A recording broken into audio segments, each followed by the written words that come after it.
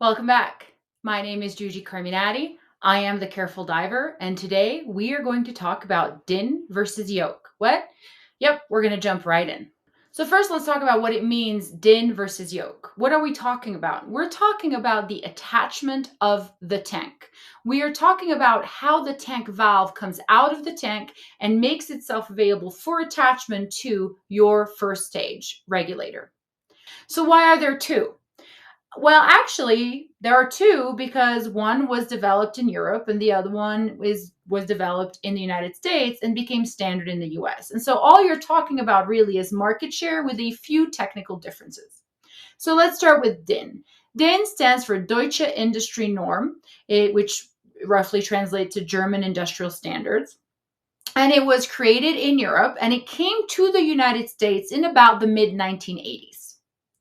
Now, the thing about the din is that it looks like this. You see here, it has a hole, which means that the first stage regulator will actually screw in to the threading inside the tank attachment, the valve attachment. And one way that I remember this, and I teach my students, is din goes in. Okay, get your mind. Well, you know what? I mean, it's kind of supposed to put your mind in the gutter, but I teach my students, but then they do remember it. And on the quiz, they go, din goes in, and they remember it. So it works. Okay. Look, the end justifies the means. So the question is, how do you attach that to your first stage regulator? Here we go. This right here is a din first stage. And you will see that it is very convenient and it attaches just like that. And then you will just screw it in, and that's how it attaches. What about yoke? Yoke is actually the most common standard in the United States as well in most of the Caribbean, and it can also be found around the world. And it is a perfectly sturdy, perfectly usable, very reliable system. So as you can see, the yoke does not have a screw-in capability. Importantly, you will see right here inside there that the O-ring is actually right there on the outside. And the way that you attach your yoke attachment to your regulator, assuming that you have a yoke first stage regulator, is the following. I'd be able to just screw it in like this and secure it by tightening this black knob at the back. All right, so you are traveling around the world and you come across a tank that is a din tank and you have a yoke regulator. What do? You call the dive? No, you don't have to. Here is what happens. There is actually an insert. It is called a din to yoke insert that is available, and it looks like this.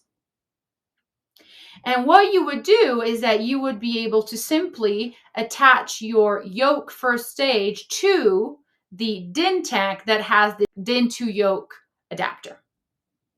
Now, what if it's the opposite issue, right? You show up and you have a tank that has that attachment inside there, but you have a din regulator and you would like to insert it in. Actually, there's a handy dandy tool for you to do that. And I'm going to show it to you right here. Within this little tool set, you will see that right here in the middle, there is an extra piece. And what you do is that you attach it here and you are able to insert this part into the din to yoke adapter, take it out, and then you will be returned back to the din state of the tank. Alternatively, let's say that you are traveling the world and you have a din regulator, but you show up and there is only yoke tanks. And believe me, that happens to me. The regulator that I have had since I was 17, and I have traveled all over the world with it. And very often there are no din tanks, there are only yoke tanks. So how do I go about fixing that? Well, there is a din to yoke adapter. The din to yoke adapter looks like this, and immediately you will see, oh yeah, there's that black knob on the back, and there is the dust tap that I can push out. And then what you would do is that you would take your din regulator, attach it here, screw them together, and you will have a din regulator that can now go on a yoke valve. Beautiful. Why do these two standards exist? Well, they exist because the world is a varied place and different countries get to the same solutions using different paths. I mean, that's the short answer. Now, what are the advantages and disadvantages of one or the other? Generally speaking, if you are doing more technical, more deep diving, you will be using a DIN fitting.